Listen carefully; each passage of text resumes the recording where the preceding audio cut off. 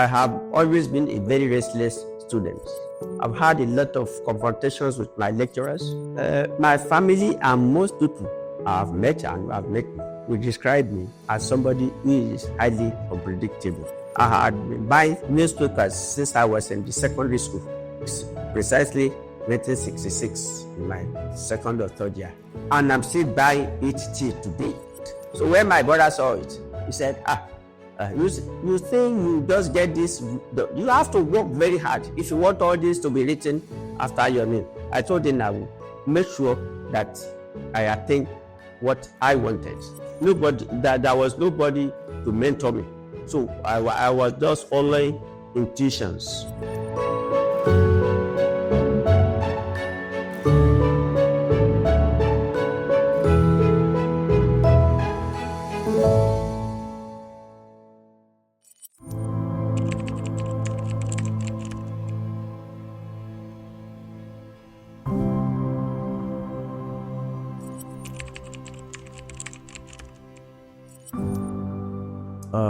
Thank God for today. I am Oyedotun Moses Oyeleke. I was born on Saturday, February 2nd, 1946. My parents were Raji Akon Oyeleke, and my mother was Madam Tegilola Anike Olidamola Ni Talimojo of Ojala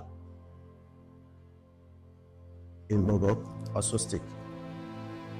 I started my primary education at the District Council Primary School, Araromi, Bogo, in 1955. As a matter of fact, I'm one of the pioneer beneficiary of Awolowo Free Education Program. That was 1955, and I was there from 1955 to 1960. I was a class captain of my sect in 1960, from 1956 to 1960. From 1961 to 1964 to 1963. I attended the District Council Modern School at Bagemogo, and I left here in 1963, and I gained admission to Bagodimo Anglican Grammar School, also in Bago, where I had my secondary school. That was between 1964 and 1968. I was a vet of the class in the 1968 set. From 1969 and 1970, I was at the Federal Government College, Warri, where I had my HSC. Something that is very interesting about my school, especially at the Federal Government College, Warri, was that was the first place where I had a test tube because I was interested in science. I never had the opportunity of doing science in my secondary school at the Baghdad.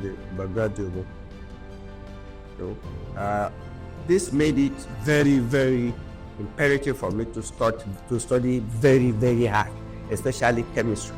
Because if you don't pass any chemistry, no matter what grades you have in other subjects, you are not likely going to study anything relating to science. But I thank God that I passed all my A-level papers at the Federal Government College, Warri. From 1970 to 1974, I was at University of Ibadan, where I studied agricultural biochemistry and nutrition. I had my degree in 1974. Then 1974 to 1975, I went for my youth service at Kaduna, and I served at Mandil, Federal Livestock Department at Maido, Kaduna. And from there, I went to, because I had an accident when I was on July 29th, Monday, July 29th, 1975, the day that one was outside, and almost everybody in that vehicle died. But only two of us, myself and a friend of mine, ED, were those that survived the vehicle at Sakorami, very close to Kontagora. We were lucky to have survived it. Then, so I got a job at the then food and drug. They used to call it food and drug, but because I was incapacitated through the accident I had, I couldn't resume with them. So the federal government decided to post me to teach at a secondary school, CAC Grammar School in Rama. But I was very uncomfortable with teaching at that level. So I got an appointment at the Oyo State Ministry of Agri, where I was an agricultural officer too. But while there, I was not really very happy with the kind of bureaucracy that was going on there. So I decided to go back to the university to go and do my master's. So I went in for my master's degree, and I started September 26, 1976. And through the grace of God, I had a singular opportunity of skipping a master's degree. So I got my PhD in 1979. Why at the University of Ibadan? In March 1979, I got a job at Pfizer in Ikeja as a nutritionist, product manager for nutritional products. And in Pfizer, on few occasions I was promoted. I was quality control manager for livestock fish for some 2 years. Then main manager at some other times. Before then, in 1987, I was seconded to Ladoko office in Ibadan to go and help him build up the base areas was almost collapsing. Good enough. After some time, after 3 years, I just told myself that I had searched various people, and I discovered that it was time for me to serve myself. Then I opened an office at the I opened my consultancy office at Gube, Ibadan, 1989, and I have been the managing director of that consultancy outfit until 2010, when I got another job. I got a teaching job at Osun State University, where I was between 2011 and 2016. I was given a contract appointment as a lecturer 1 in the Department of Biochemistry.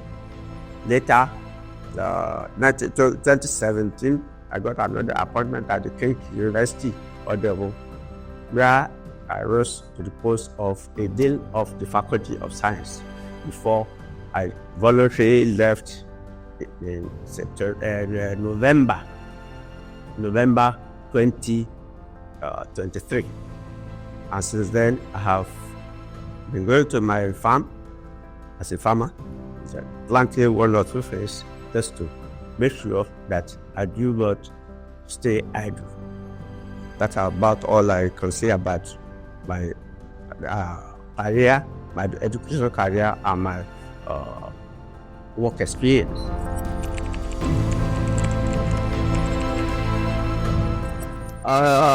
Sometime in 1968, while I was preparing for my O-levels, because I told you I didn't do science in the secondary school. I was going to read with a friend of mine on Olakbesi Olauni. We were going to DC primary school, where I had my primary school. We were going there to study science subjects preparatory to our external exams. DC is an O-level external exams. So I was just passing by, very close to that school. I saw a lady. I think she was cooking somewhere. I said, how are you? Said, she greeted me very well. Yeah, how are you? Said, fine. She attended to me as if we had known for a fairly long time. So each time I passed through that place, I would say, hello, my lady, how are you? She was also schooling at Otayebadu then. Oh, because she's from Otayebadu. One day, I just summoned up courage. I said, can I know you? Then she introduced herself, and she did not lie.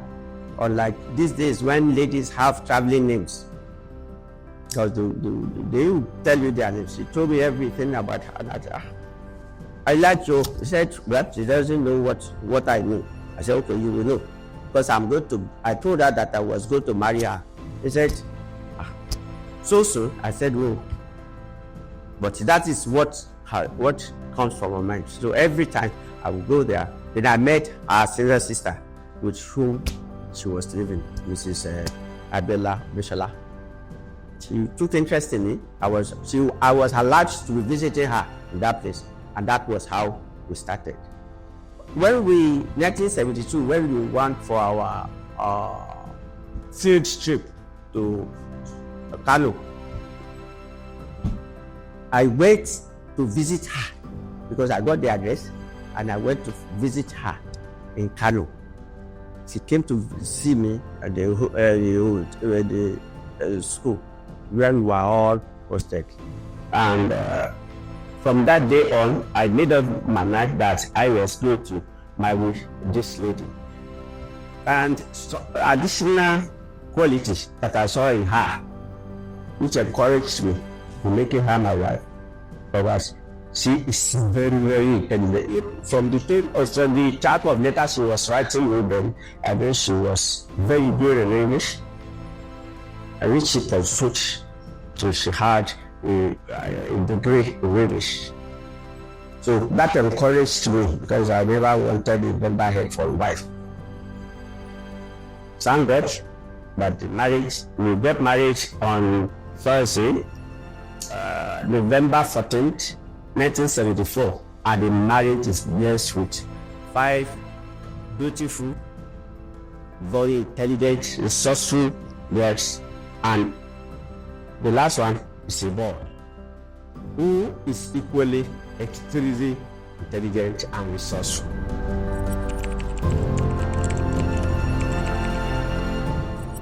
Yes, some of the memories that I had was there was an occasion when I had a serious prayer.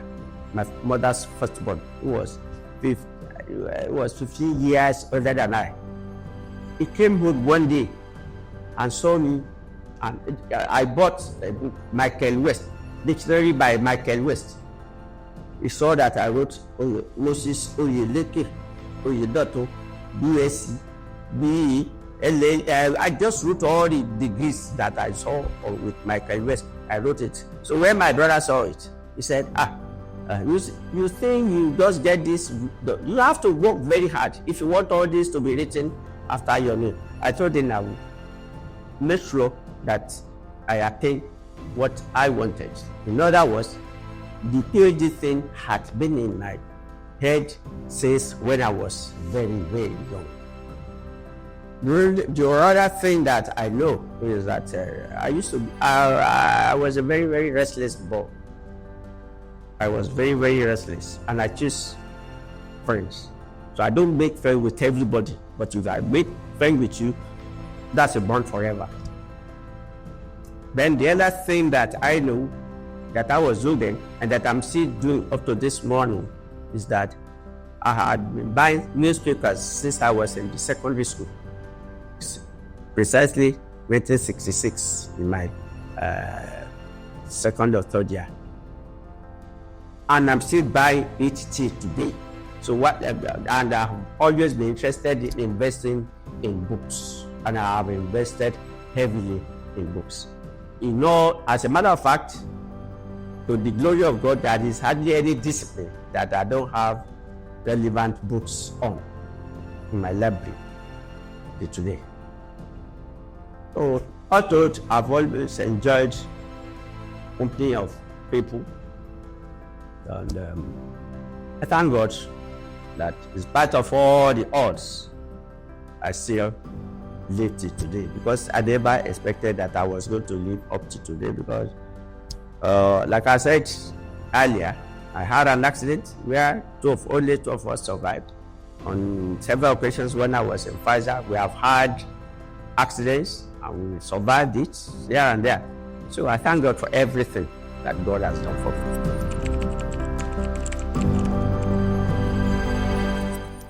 My family and most people I have met and who have met me will describe me as somebody who is highly unpredictable. And I regard myself as the most misunderstood person on earth.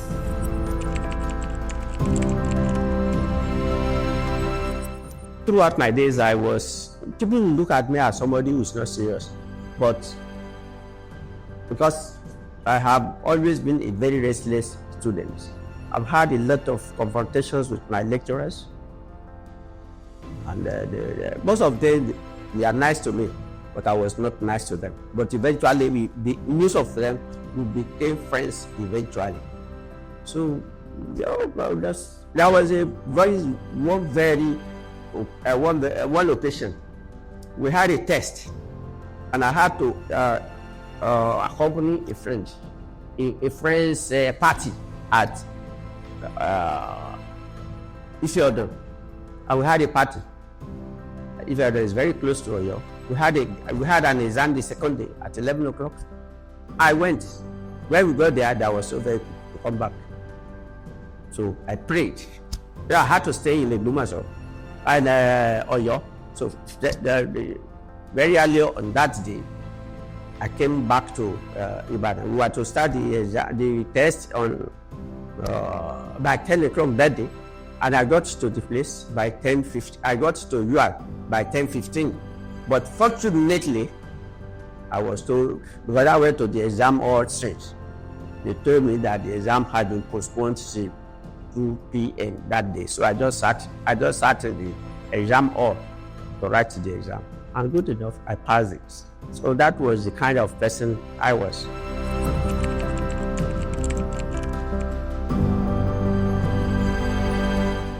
Well, if I were 20 years old, I would have advised myself that I should be more focused in life, because I was just nobody. There was nobody to mentor me, so I was just following intuitions, my interests.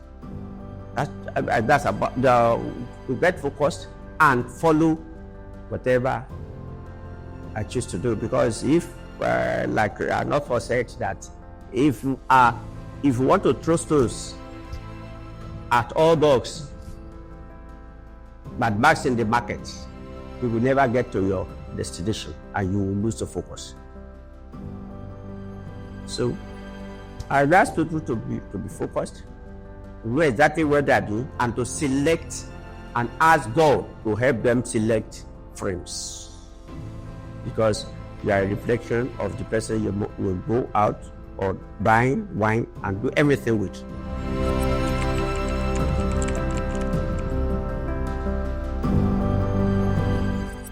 The greatest problem or challenge that I had was that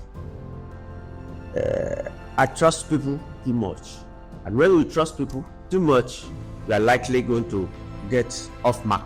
If you are not focused, and I told you earlier that I wasn't focused. If you listen to what people say, you are likely going to miss your roots. So the talent I had has to do with my family, because I believe that whatever happens to me is what God has designed for me. A lot of people will say all your children are girls. I had only one boy, and incidentally the last born too. But all of them are extremely successful, and I'm very, very grateful to God for it. As a matter of fact, this morning I have told them that if I come into this world again, I would like to have the kind of children that I have, because I have 5 girls and 1 boy.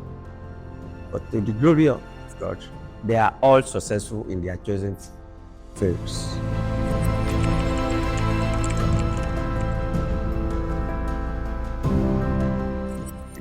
the advice is the same, that they should be focused early in life and follow their passion. Whatever you have passion for is what you should do. And when you are doing that, you have to work very hard. Because I believe that the only place, I believe in hard work. I believe that the only place where you see pleasure before work is the dictionary. You don't find it elsewhere. So they should know what they want. They should always dream big too. Always dream big and pursue it, because you cannot stumble on anything big while sitting down. So you have to work hard so that by the time and engage the spirit of deferred gratification. In other words, forget about the enjoyment in your early years, because when you get all that make you happy in life, all those things will just start coming in on their own. Have deferred gratification. That's my advice, especially my grandchildren, because my children are all grown up. They have chosen their roads, and God has been with them, taking the decision with them, and they have followed their passions all along. And I thank God for that. I'm so grateful that I reached the age of 80 today. I never thought I would live up to 80 years if I touch by all the odds of my way. Essentially, I want to thank my wife. I want to thank the children, and I also like to preach that as much as possible, a family should be here as a village, not separated in many ways, because no matter what happens, home is the best. One must have a home to return to, wherever you go. So I thank God that the children, my wife, the children, they have accepted me the way I was and the way I am, and I hope there is no end to learning, and I hope they will continue to manage me. When I say manage, then you understand better than any other person. They will continue to manage, to tolerate, and also manage me.